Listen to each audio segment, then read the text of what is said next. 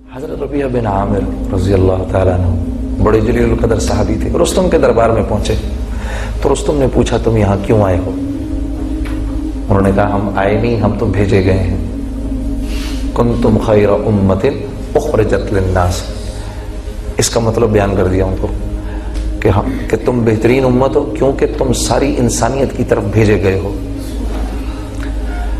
تو رستم نے پوچھا کہ تمہیں کس نے بھیجا ہے؟ پھر دوسرا جواب دیا ہمیں اس اللہ نے بھیجا ہے جس نے مجھے اور تمہیں اور اس ساری کائنات کو بنایا ہے۔ کہا اچھا اس اللہ نے کیوں بھیجا ہے؟ کہا اس لیے بھیجا ہے، تین جواب دیے جو کہ میرے تمہارے لیے ہر آنے والے مسلمان کے لیے اس دنیا میں راہ عمل ہیں۔ کیا تین جواب دیے؟ پہلا جواب اس اللہ نے ہمیں اس لیے بھیجا ہے تاکہ ہم لوگوں کو انسانوں کی غلامی سے نکال کر ایک اللہ کی بندگی میں کھڑا کر سکیں۔ اللہ نے ہم کو اس لیے بھیجا ہے تاکہ ہم لوگوں کو دنیا کی مشکلات سے نکال کر اسلام کی وسعتوں میں داخل کر سکیں، تاکہ ہم لوگوں کو ظالموں کی بے اعتدالیوں سے نکال کر اسلام کے عدل میں کھڑا کر سکیں۔ ہم اس لیے بھیجے گئے ہیں، یہ تین کام ہیں ہمارے، یہ ہمارے اس دنیا میں آنے کا مقصد ہے۔ یہ مقصد ڈاکٹر کے آنے کا بھی ہے، انجینئر کے آنے کا بھی ہے، پرنسپل کے آنے کا بھی ہے، اسٹوڈنٹ کے آنے کا بھی ہے، ٹیچر کے آنے کا بھی ہے، تاجر کے آنے کا بھی ہے، یہ بادشاہ کے آنے کا بھی ہے۔ لا الہ ہے کیا؟ سب سے پہلے تو میری اپنی ذات کی نفی ہے، میرے اپنے نفس کی نفی ہے، وہ مجھ سے ہوتی نہیں کیونکہ اپنے آپ کو میں پرفیکٹ سمجھتا ہوں۔ ایک ہمارے بزرگ تھے، ان سے کسی نے پوچھا بھائی لا الہ کا مطلب کیا ہے؟ لا الہ الا اللہ کا مطلب کیا ہے؟ انہوں نے کہا لا الہ الا اللہ کا مطلب ہے اے اللہ میں میری من چاہی نہیں پہ نہیں چلوں گا، رب چاہی پہ چلوں گا۔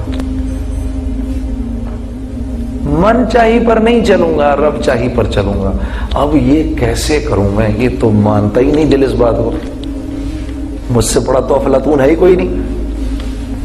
میں کیسے اپنی منمانی چھوڑ کر کے جنید جمشید کے بتانے پر چلوں، یا مولوی طارق جمیل کے بتانے پہ چلوں، یا فلانے کے بتانے پہ چلوں، یا فلانے کے بتانے پہ چلوں؟ میں تو خود سب سے بڑا افلاطون ہوں۔ اس چیز نے شیطان کو مروا دیا۔ جب اللہ نے کہا نا سجدہ کرو آدم کو، تو اس نے کہا یہ مٹی کا بنا ہوا کل کا بچہ، میں اس کو سجدہ کروں؟ میں آگ کا بنا ہوا؟ سجدے کے لیے 100 سال فرشتے حضرت آدم کے سامنے پڑے رہے سجدے میں، 100 سال۔ یہ 100 سال تک منہ پھیر کے کھڑا رہا، میں نہیں کروں گا۔ اللہ نے موقع دیا، ابھی بھی کر لو، ابھی بھی کر لو، ابھی بھی کر لو، ابھی بھی کر لو۔ 100 سال کا موقع دیا۔ پھر پوچھا، ایک دم باہر نہیں نکالا، پھر پوچھا تو نے کیوں نہیں سجدہ کیا؟ اس وقت ہی کہہ دیتا یا اللہ غلطی ہو گئی۔ تو اللہ کو دلیل دی اس نے، جیسے ہم آج دلیل دیتے ہیں۔ جنید صاحب ایک منٹ، آپ کے یہ کہاں سے یہ بات، یہ کیسے، یہ اس کی کیا دلیل ہے اس بات کی؟ مسلمان آج اللہ کے حکموں پر دلائل مانگتا ہے، دلیل دے مجھے آپ۔ اس نے اپنے علم سے ایک چیز کو مرتب کیا، اس کے علم کا اور میرے علم کا کیا مقابلہ؟ یہ ایسے ہی ہے جیسے میں اپنے 1.5 سال کے یا 1 سال کے بچے کو وہ آگ میں ہاتھ ڈالنا چاہ رہا ہو، میں اس کو روکوں تو کہ ابا تو مجھے کیوں روکتا ہے؟ پہلے دلیل دے مجھے اس بات کی کہ تو مجھے کیوں روک رہا ہے تو اس آگ میں ہاتھ ڈالنے سے؟ ہاں تو میں اس کو دلیل دوں گا یا ایک اس کو چپت رسید کروں گا؟ تو اس بچے کی اور میری عقل میں تو کچھ موازنہ ہو سکتا ہے، بندے اور رب کی علم میں اور عقل میں کیا موازنہ ہو سکتا ہے؟ اللہ نے جب عقل کو پیدا کیا تو اس کے 100 حصے کیے، ایک حصہ مجھے، آپ کو اور جتنے انبیاء آئے ہیں ان کو دیا، اور 99 حصے جناب رسول اللہ صلی اللہ علیہ وسلم کو دیے۔ تو ہم اپنے علم سے اللہ سے پوچھ رہے ہیں اللہ اس بات کی کیا دلیل ہے؟ ہاں یہاں پر حاجی حضرات بیٹھے ہوں گے، کوئی بیٹھے ہوئے حاجی حضرات یہاں پر ہیں جی؟ کوئی ہاتھ کھڑا کر کے بتاؤ کوئی حاجی بیٹھا ہے ادھر؟ اچھا حاجی صاحب بیٹھے ہوئے سامنے، ہاں جی۔ اگر واقعی اللہ کے ہر حکم کی کوئی دلیل چاہیے مجھے، تو میں ان سے کہوں بھائی وہ جمرات میں جو میں پتھر جا کے مارتا ہوں، تو میں پتھر کیوں مار رہا ہوں بھائی؟ ادھر وہ شیطان تو نہیں کھڑا ہوا وہاں پر؟ اس کی آپ مجھے کوئی آپ لاجیکل مجھے کوئی ایکسپلینیشن دیں اس کی، میں کیوں مار رہا ہوں پتھر؟ یہاں میں اپنے یہاں آپ کا پیرامیڈکس ہاسپٹل، اس کے ذہن میں اگر کوئی پتھر اٹھانا شروع کر دے، ہیں جی، آپ پوچھے بھائی پتھر کیوں اٹھا رہے ہو پروفیسر؟ وہ کہے جی بھائی میں نے پتھر مارنا ہے وہ سامنے دیوار کو، آپ اس کے بارے میں کیا رائے قائم کریں گے؟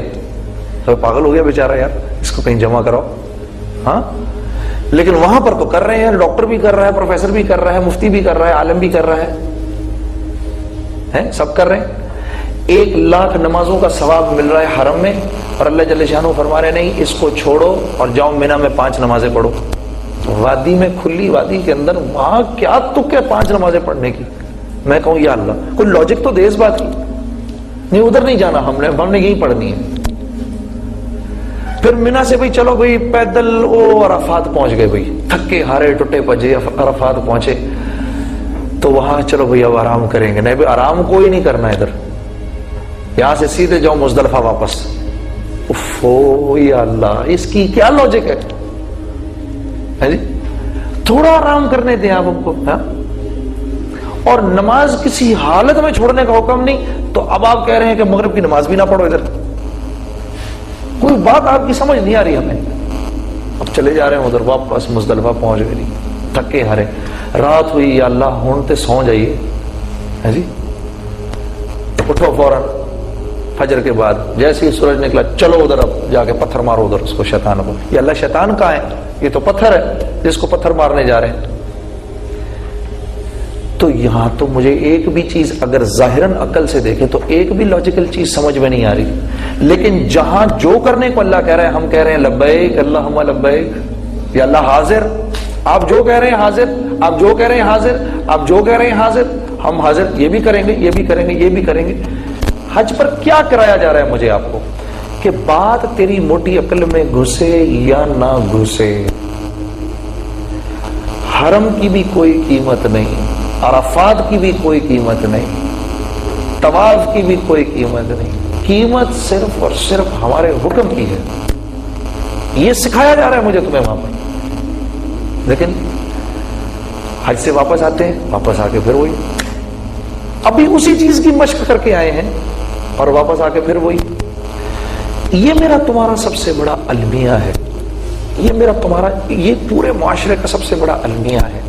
اللہ کو اللہ سب مانتے ہیں، اللہ کی ماننے کو تیار نہیں. اب آدمی کیسے میں اللہ کے حکموں پر آؤں؟ کیونکہ جب تک اللہ کے حکموں پر آؤں گا نہیں، نہ میری زندگی سرسبز و شاداب ہوگی، نہ یہ معاشرہ پنپ سکے گا. تو اب دیکھو نا پروفیسر صاحب بیٹھے ہوئے ہیں جی، پرنسپل آپ کے بیٹھے ہوئے ہیں، آپ دیکھو ماشاءاللہ سے کس تمیز سے سارے بیٹھے ہوئے ہو جی. پرنسپل سامنے بیٹھے ہوئے، کوئی نہ ادھر نہ ادھر، چوں بھی نہیں کوئی کر رہا ہے یہاں پر بیٹھ کے. کیوں؟ ان کی طاقت کو سب پہچانتے ہیں.